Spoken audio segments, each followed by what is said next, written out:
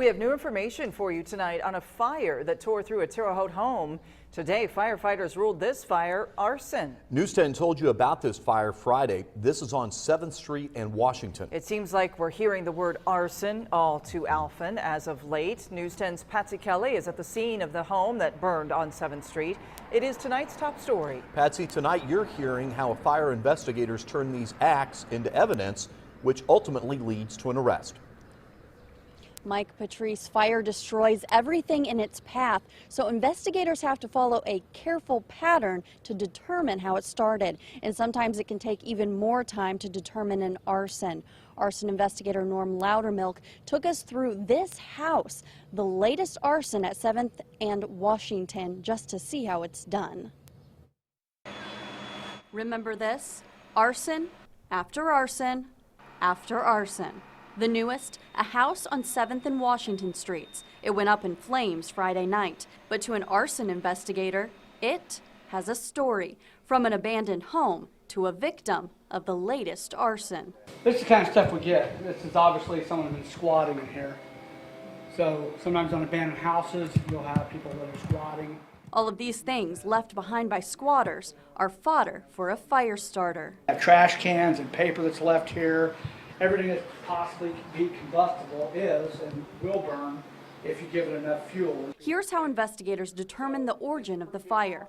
First rule, go from unburnt to burnt. You can see the soot about a foot down off the wall. You see that line? That's called line of demarcation. And what that does, that points to the fire.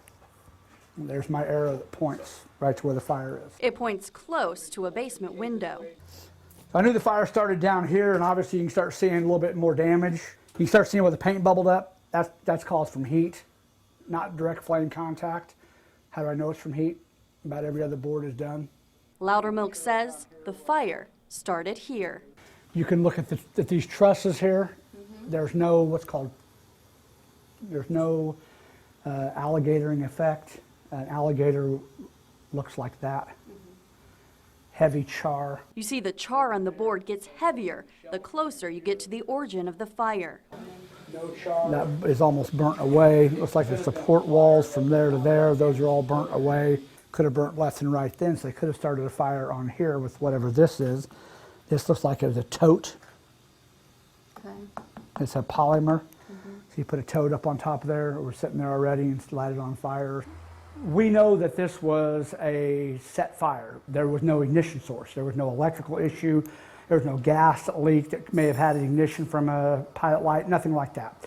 So when you have a structure that has no utilities hooked to it, then the cause or the source of the ignition is suspect. This home didn't stand a chance. Abandoned structures are targets. In the summertime, people look at it for like a flop house. Where can I do my drugs? Where can I make my meth? Where can I drink my alcohol? If it's raining, where can I get out of the rain? And this fire could have easily turned from a property crime to a violent crime. This place right next door isn't very far away.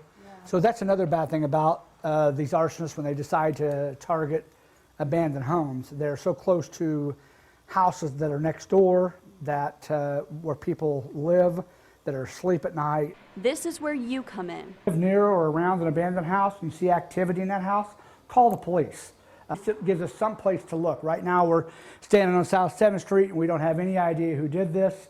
The problem I have is it's right near, right in the middle of a residential area, you know, on a major thoroughfare, and we don't have any suspects. Even if no arrests were made when you called in suspicious behavior, this at least gives police something to go on. And of course, you can always call Crime Stoppers. Reporting live in Terre Haute, I'm Patsy Kelly. Back to you, Patrice. Good advice. Thank you, Patsy.